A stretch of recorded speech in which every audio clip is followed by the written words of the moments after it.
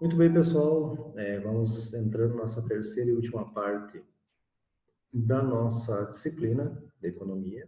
Tá? E o tema agora que nós vamos abordar é o déficit público e o seu financiamento. O que seria um déficit público? É a situação onde os governos eles gastam mais do que eles arrecadam em um determinado período de tempo ou exercício. Então, o déficit público ele vai gerar a emissão da moeda, que a gente vai ver o que seria mais certinho, o que é essa questão da emissão da moeda, e aí, portanto, vai gerar inflação. E, consequentemente, ele vai causar uma desorganização, um desarranjo do sistema produtivo. Então, o déficit público governamental esconde também diversas características do processo orçamentário, que são fundamentais para a determinação das causas dos déficits e para a avaliação da política fiscal. Então, como nós podemos citar alguns itens. Então, só para recapitular, o déficit público é quando o governo ele gasta mais do que arrecada.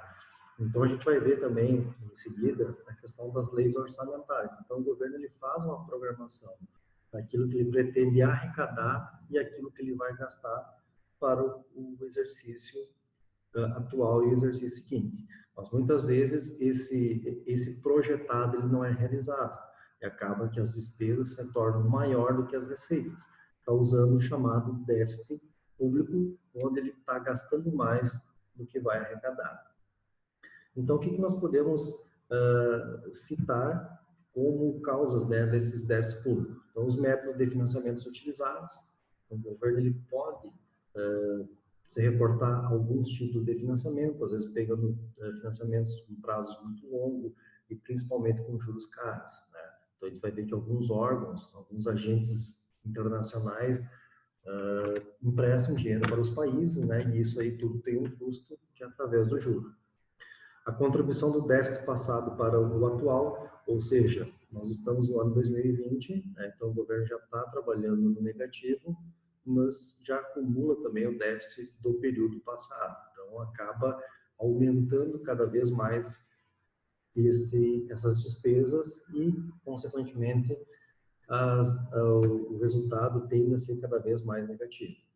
O impacto das dívidas interna e externa sobre o déficit. Então, o governo ele tem dívidas externas, né, que com outros países ou agentes econômicos, dívidas internas também pode ter dívidas com alguns estados, alguns órgãos federais dentro do próprio país, né? A necessidade da emissão da moeda, a gente já viu na questão da inflação, que o governo ele é detentor do Banco Central, e o Banco Central ele regulamenta a Casa da Moeda. Então, o Banco Central ele é o responsável pela emissão da moeda.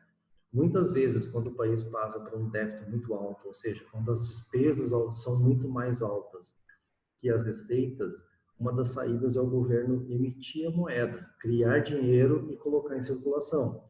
Então, quanto mais dinheiro em circulação, a tendência é que os preços vão tender a subir. Subindo o preço, nós vamos se debater com a inflação, tá? Então, já o item seguinte fala o efeito da inflação sobre a receita e a despesa do governo.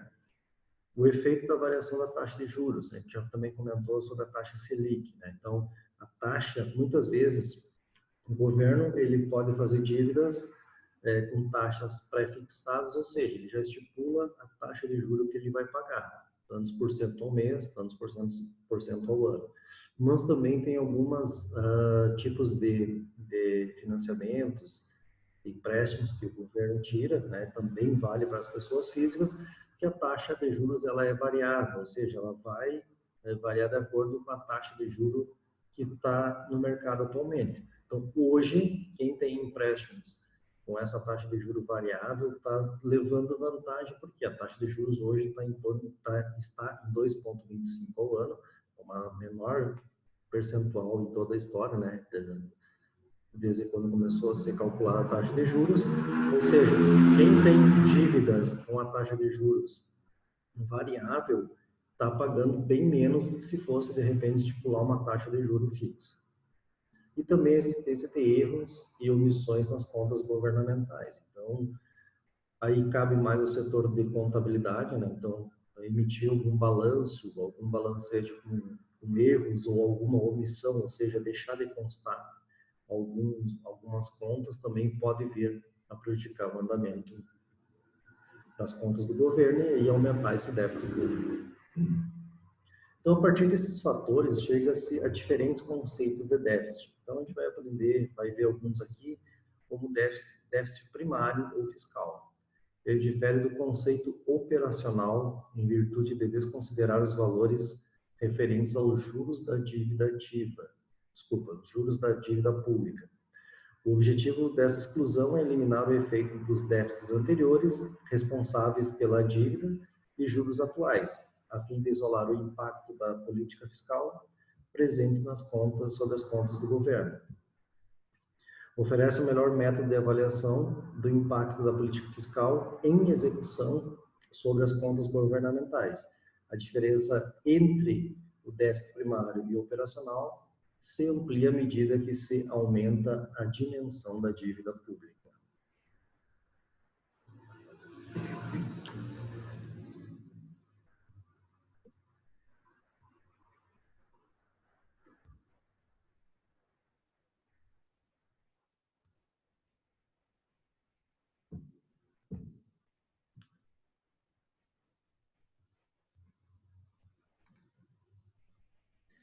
Certo?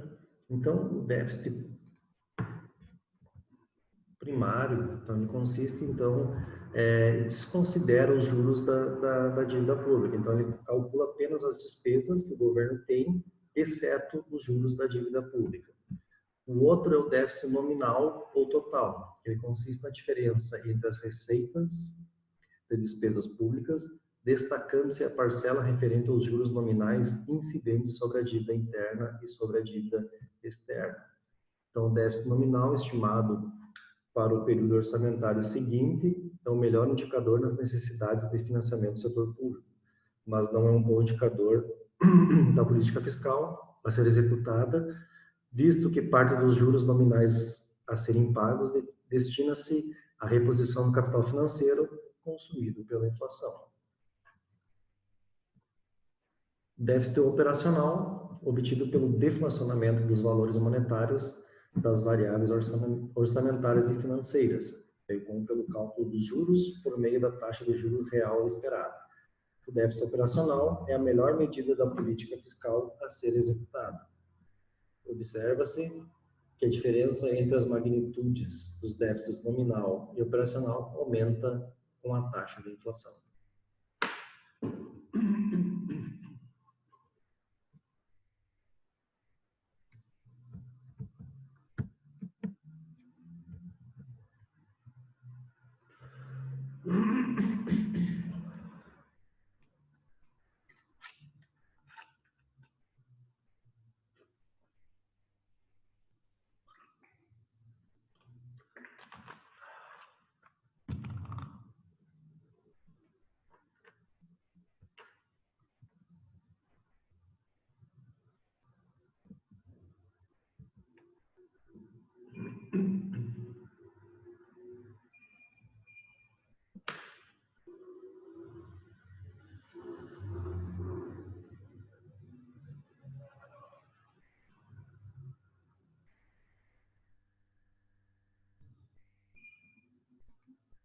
Certo?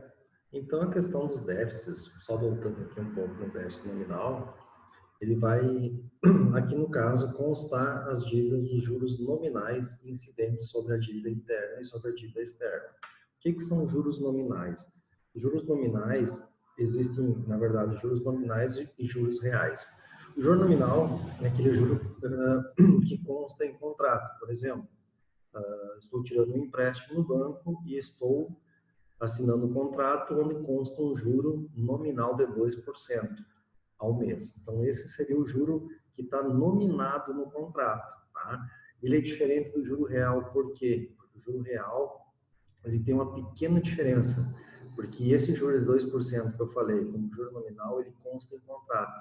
Mas como a grande 99,9% dos contratos de empréstimos e financiamentos, ele é feito por juros compostos, ou seja, juros sobre juros. Então, na verdade, se tu fazer o cálculo correto do que tu vai pagar, no financiamento, tu não vai pagar os 2%, e sim um pouco mais do que esses 2%, porque pelo fato dos juros sobre juros, ele vai te dar um custo um pouco maior. Então, que daí o juro, no caso o juro real, ele é um pouco maior que o nominal, certo? E daí o operacional, ele é obtido pelo deflacionamento dos valores monetários, das variáveis orçamentárias e financeiras. Então, ele é um déficit, esse déficit é a melhor medida da política fiscal a ser executada, tá? Porque observa-se que a diferença entre as magnitudes dos déficits nominal e operacional aumenta com a taxa de inflação. Então, esse caso desse déficit operacional, ele desconsidera a inflação. Então, qual que é o mais utilizado? Depende conforme o governo quer saber das dívidas. Se ele quer considerar o uso dos juros, usa um tipo de déficit. Se ele quer desconsiderar os juros da dívida, ele faz outro tipo de déficit público, certo? Então, são três métodos que o governo utiliza para calcular essa questão do déficit público do governo. O operacional, como nós falamos aqui, é o primário, o nominal e o operacional. Então, cada um vai dar um norte para o governo em relação às despesas que o governo tem. E aí nós estamos chegando na parte das ferramentas do governo.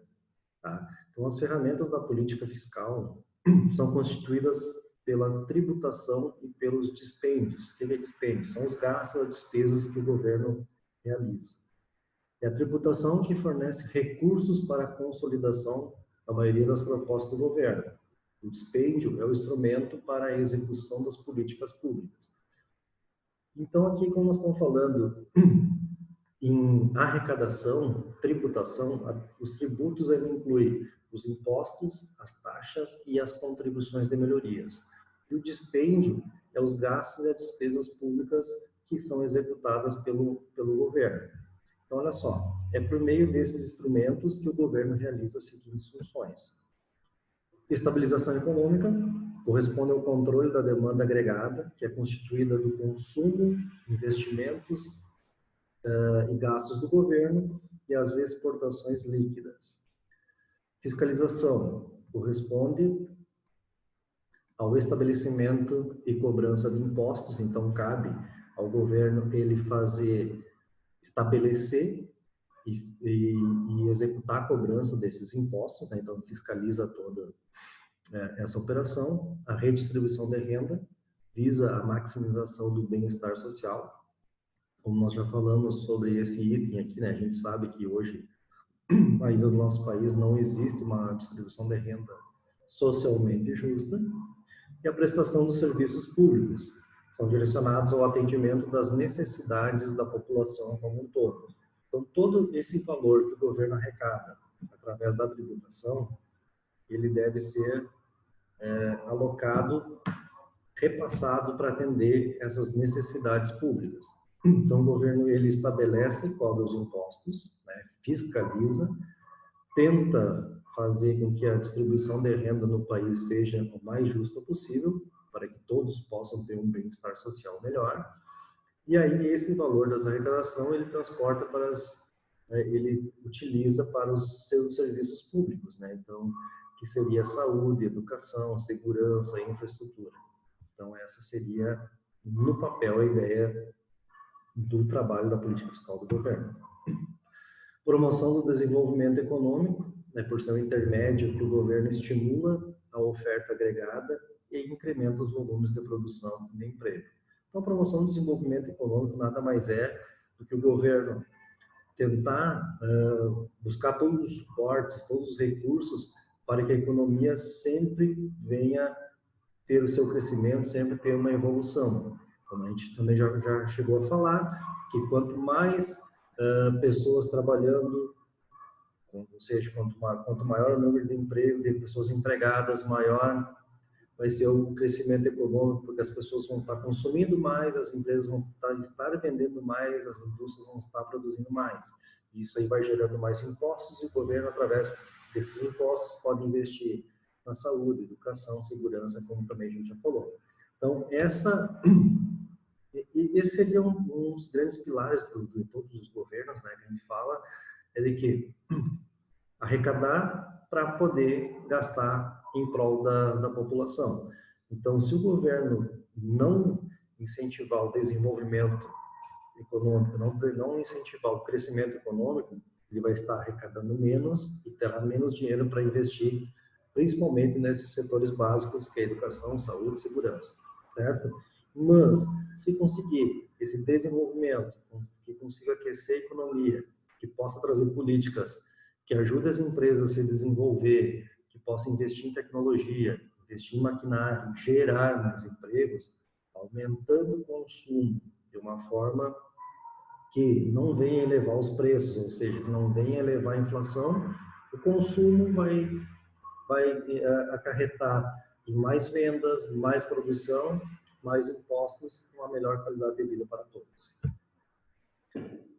Então, olha só, é evidente que não basta o governo tributar e gastar. É imprescindível que administre de forma eficaz para que possa atender aos objetivos da evolução social e do desenvolvimento econômico do país. Tá? E aí nós vamos falar um pouco sobre os orçamentos que o governo faz. Está previsto em leis alguns orçamentos que é obrigatório os governantes fazerem. O primeiro, o orçamento do setor público. Então, o processo orçamentário no Brasil está disposto na Constituição Federal de 1988 como um conjunto de instrumentos que é estabelecido pelo Executivo por meio de lei. Os instrumentos são o Plano Plurianual, a Lei de Diretrizes Orçamentárias, que é a famosa LDO, Orçamento Geral e Lei de Responsabilidade Fiscal. Então, a gente vai ver cada um deles, como é que funciona, quais são as suas características. O plano plurianual, ele define de forma regionalizadas as diretrizes, os objetivos e os programas do governo, devendo ser encaminhados ao Congresso no primeiro ano de cada administração. Então, entrando um governo novo, né, digamos aqui a nível federal, entrando um novo presidente da República, o que ele deverá fazer no plano plurianual? Ele deve fazer um trabalho onde ele deve regionalizar, ou seja, dizer o que ele pretende fazer de projetos para a região sul, sudeste, centro-oeste, norte, nordeste do Brasil. Tá? E ele deve apresentar esse projeto, esse programa, esse plano, no primeiro ano da sua administração. E esse tem que ser para os 4 anos da sua gestão. Já a Lei das Diretrizes Orçamentárias, a LDO, ela vai estabelecer as prioridades das despesas de capital, ou seja, as despesas, o gasto do dinheiro que o governo está arrecadando, alterações de política tributária e os objetivos do programa governamental de fomento para o exercício fiscal subsequente, cujo projeto é elaborado pelo Ministério do Planejamento e Orçamento e é enviado ao Congresso Nacional até o dia 15 de abril de cada ano. Então, a LDO, ela deve ser feita, digamos, em 2020, já planejando o ano de 2021. Tá? Então, ele deve sempre fazer para o ano subsequente. Essa lei, ele deve estar no Congresso Nacional até o dia 15 de abril de cada ano.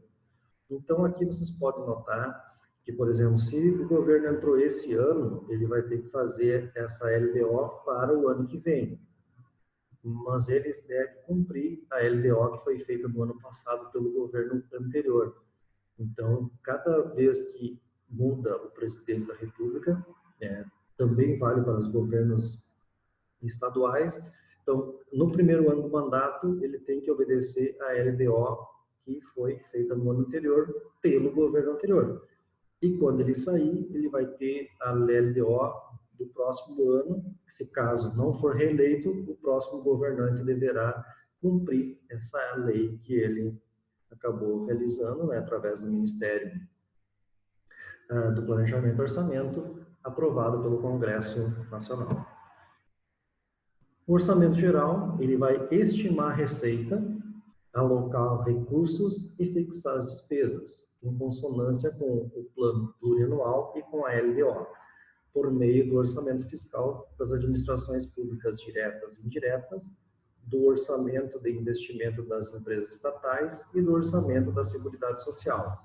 assistência médica, hospitalar, pensões e aposentadorias do governo. Então, o Orçamento Geral, ele vai fazer uma estimativa, ou seja, vai estimar o que pretende arrecadar de tributos naquele ano, aonde que ele vai alocar, ou seja, onde ele vai colocar os recursos, onde que o governo pretende investir, vai fixar as despesas, então, algumas despesas têm um percentual mínimo que já é estipulado por lei, por exemplo, saúde, educação, tem um percentual que dessa receita deve ser destinado por lei, tá? E sempre esse orçamento geral ele deve estar em sintonia com o plano plurianual e também com a LDO, certo?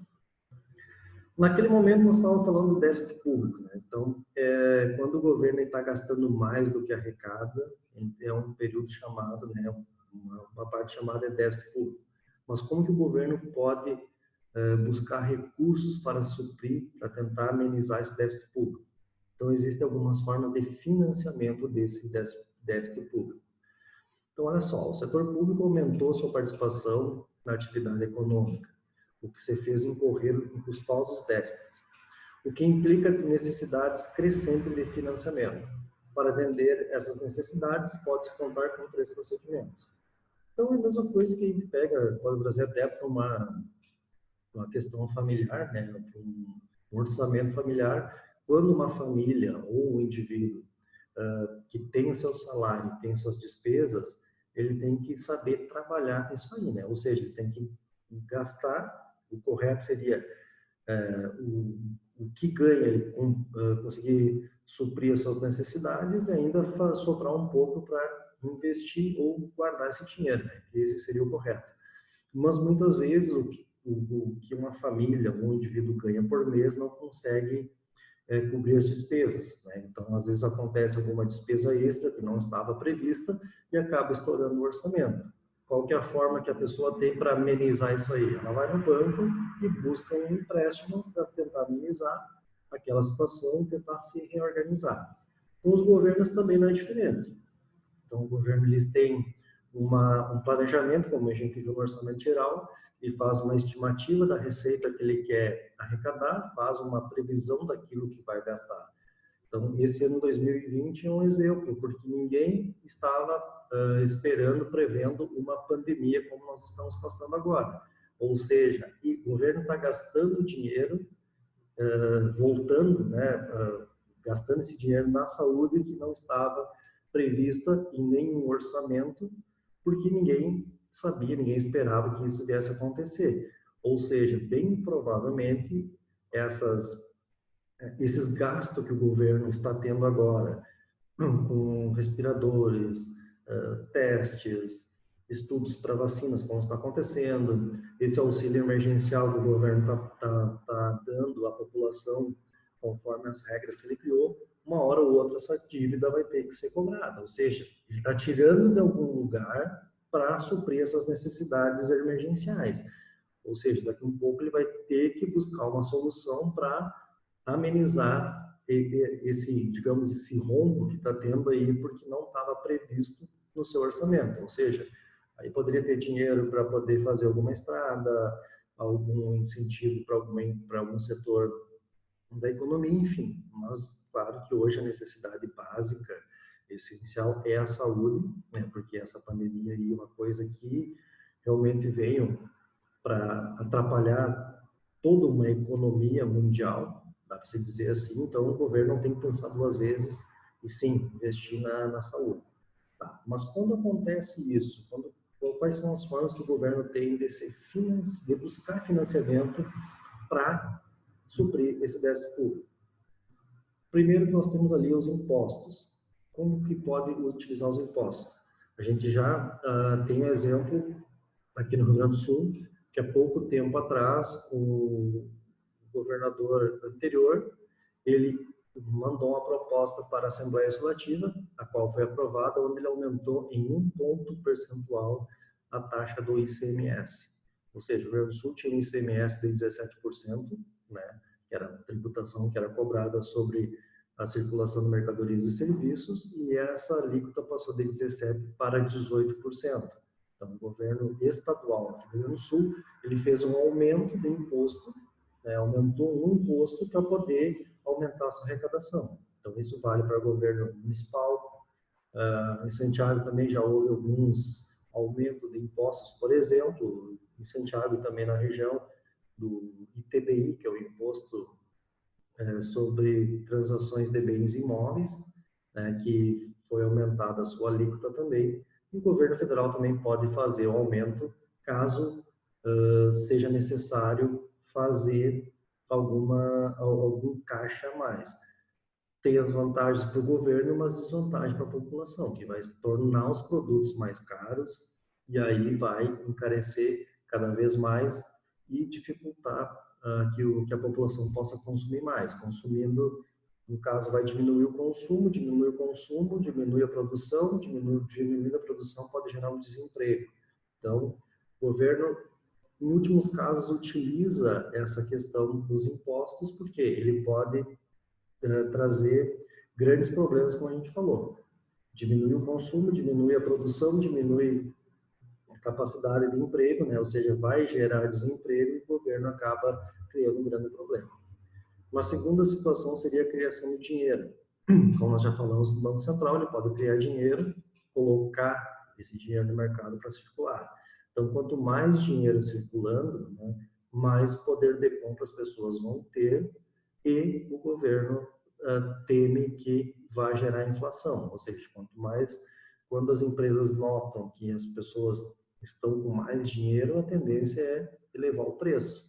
Então, para evitar a inflação também, a criação de dinheiro é uma alternativa não muito eficaz nesse ponto. Claro que se o governo precisar e não tiver outra alternativa, ela acaba optando por essa criação de dinheiro, mas sabe que bem provavelmente vai estar gerando mais inflação. E o terceiro forma de financiamento que o governo busca é a emissão da dívida pública, ou seja, é o mais utilizado pelo governo hoje. O governo emite títulos da própria dívida e lança no mercado financeiro.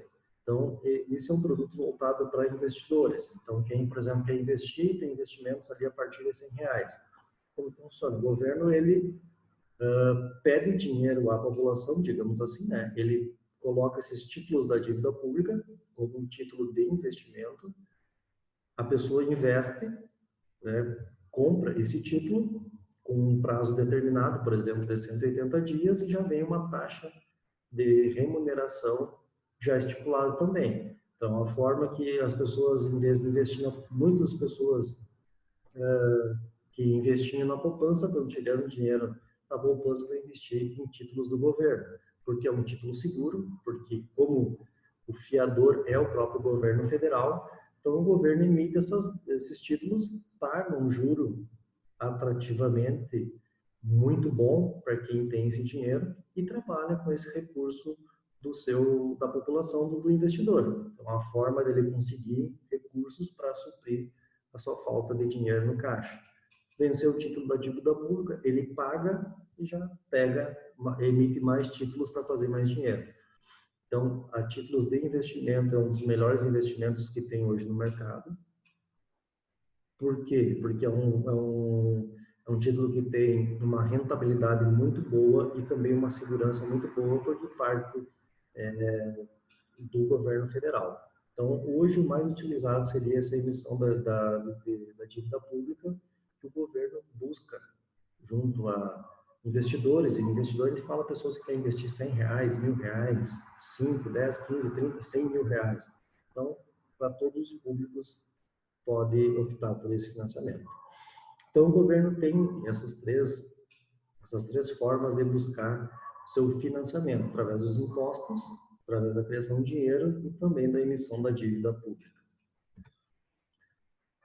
Ainda que os impostos, agora, né, complementando o que nós vínhamos falando, tá? Ainda que os impostos apareçam como uma forma natural de se financiar os gastos públicos, eles apresentam uma série de limitações, já que quando existe déficit, eles são insuficientes para atender os gastos. Além disso, durante uma recessão, não se pode aumentar os impostos, pois ela se agravaria. A questão aqui também que a gente falou do Bacen, né, da criação do dinheiro, que pode, né, vir a gerar inflação. E a terceira possibilidade, né, que é para financiar os gastos públicos, consiste na emissão de emitir a dívida pública. O Estado, por a venda de títulos de renda fixa, que é a famosa letras do Tesouro Nacional, por exemplo. Então, aqui essa iniciativa também tem por implicações monetárias, dado que os fundos financeiros não são limitados e que a emissão da dívida pública pode reduzir as possibilidades de financiamento da iniciativa privada, assim como contribuir para aumentar a taxa de juros. Esse fenômeno é chamado efeito deslocamento da atividade econômica privada para o setor público. Então, aqui a questão que também uma das desvantagens que tem a questão da emissão da dívida pública é que, por exemplo, assim, os bancos, eles têm um limite de recursos para emprestar aos seus clientes, a título de empréstimos e financiamentos, né? Então como é que funciona o sistema bancário? Ele pega dinheiro de quem tem, né, quem deseja poupar e investir, paga uma remuneração para esse investidor, que é o juro que ele recebe do dinheiro aplicado, e vende esse dinheiro para o tomador, ou seja, ele empresta esse dinheiro para uma terceira pessoa que precisa do dinheiro, cobrando uma taxa de juros, né, maior, porque ele tem que pagar aquele cliente que ele está pegando dinheiro a título de investimento e mais a sua margem de lucro para o banco pagar suas despesas e usar seu lucro. Então, os bancos privados, eles têm um certo limite, porque eles têm que arrecadar o dinheiro para poder emprestar.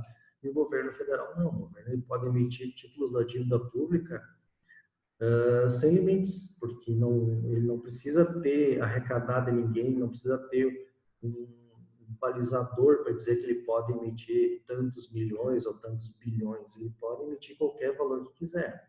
Então, o governo, se ele começa a emitir muito título da dívida pública, acaba que todos os investidores vão estar optando por essa forma de investimento, né?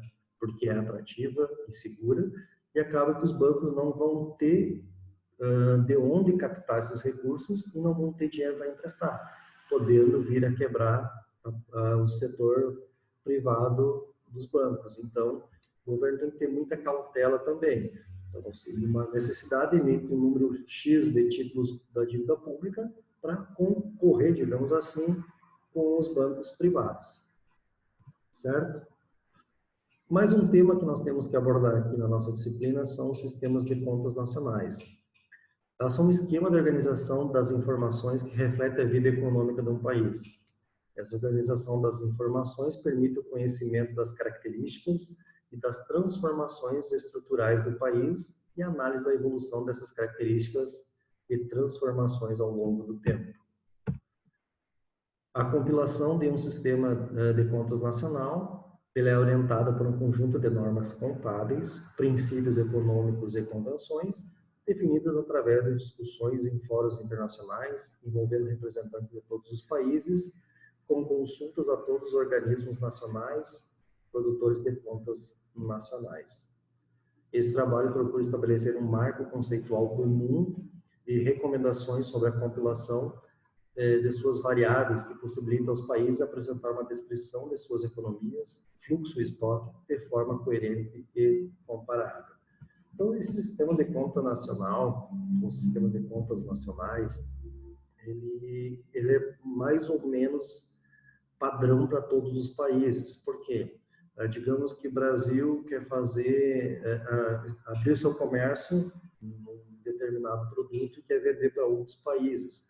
Então, a relação comercial do Brasil com outros países, ele não é simplesmente querer chegar, vou te vender, o preço é tanto.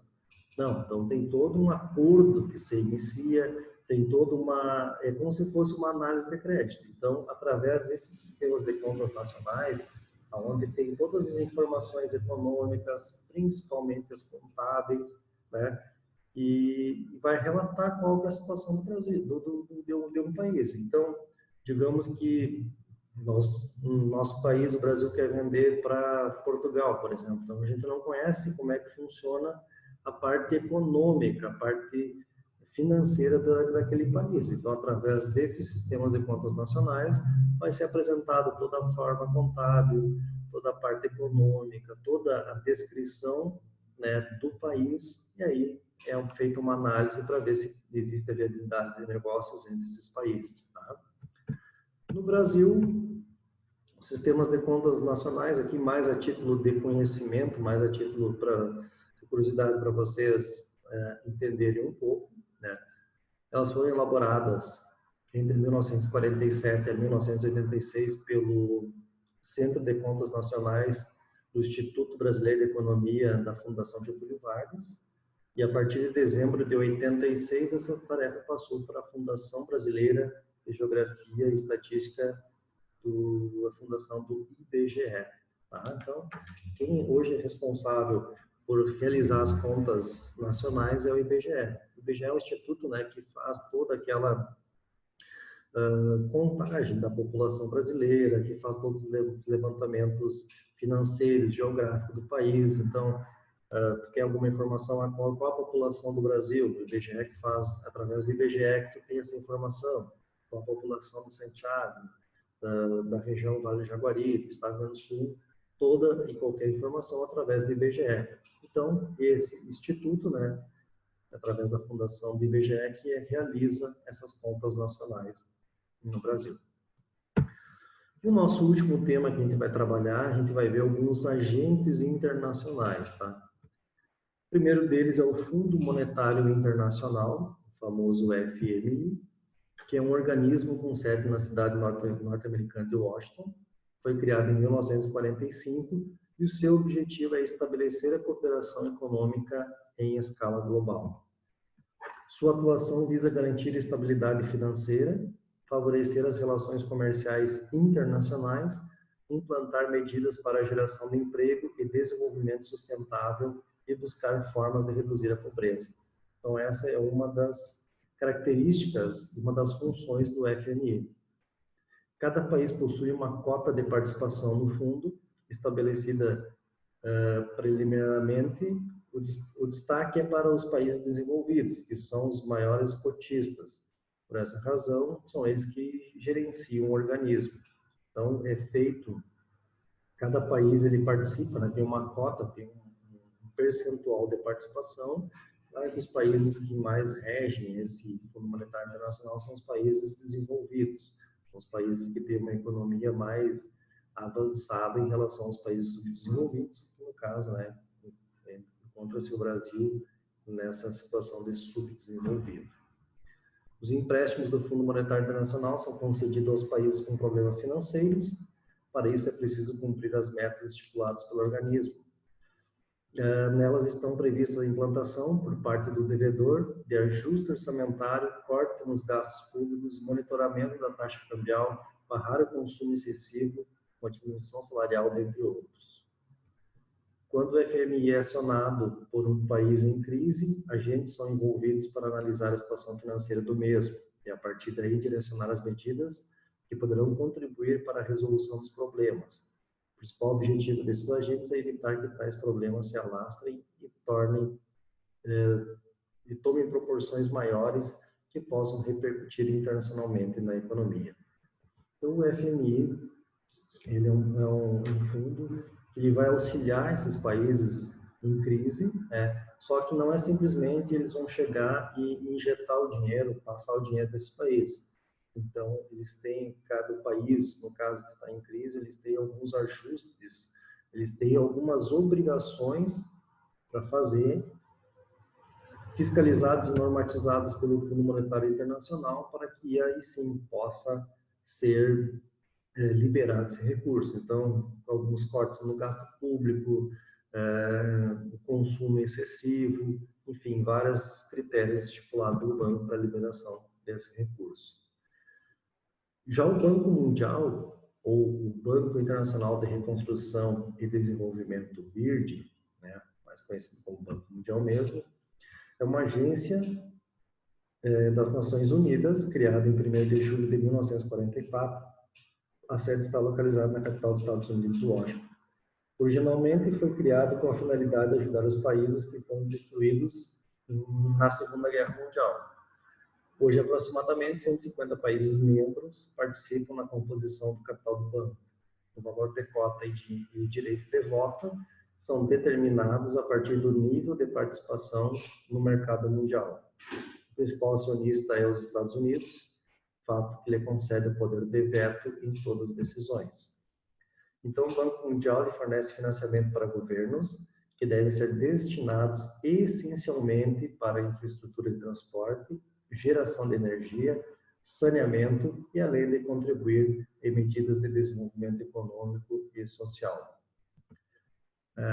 Além de governos, empresas de grande porte podem adquirir empréstimos, porém é necessário apresentar a viabilidade da implantação de projetos. Além disso, o país de origem da empresa deve garantir o pagamento dos recursos. Então, olha só, o Fundo Monetário Internacional ele é voltado mais a ajudar países que estão enfrentando crises econômicas, né? Então, a forma deles dar um aporte financeiro, dar um valor, emprestar aquele dinheiro para que o país consiga se reestruturar. Já o Banco Mundial, não. O Banco Mundial ele trabalha uma forma de financiamento, ou seja, de investir em projetos. Então, digamos que o Brasil quer investir em infraestrutura de transporte e não tem dinheiro, ou geração de energia, saneamento, ele vai apresentar um projeto junto ao Banco Mundial, que esse vai liberar o dinheiro a título de financiamento para que o país possa vir a realizar, a executar esse projeto, sempre com o objetivo de melhorar o desenvolvimento econômico e social. E fato interessante também que o Banco Mundial ele empresta, né, ele tem a possibilidade de emprestar esse dinheiro para empresas privadas, empresas de grande porte, são aquelas empresas que têm faturamento acima de 78 milhões de reais por ano, né, faturamento bruto. Então, o Banco Mundial empresta, né, por exemplo, se a empresa tem também algum projeto de expansão que vá realmente surtir resultado, o Banco Mundial empresta, financia esse dinheiro para essa empresa, mas o governo federal do país de origem, ele é o fiador dessa operação, ou seja, ele assina junto com uma forma de garantia que o Banco Mundial irá receber.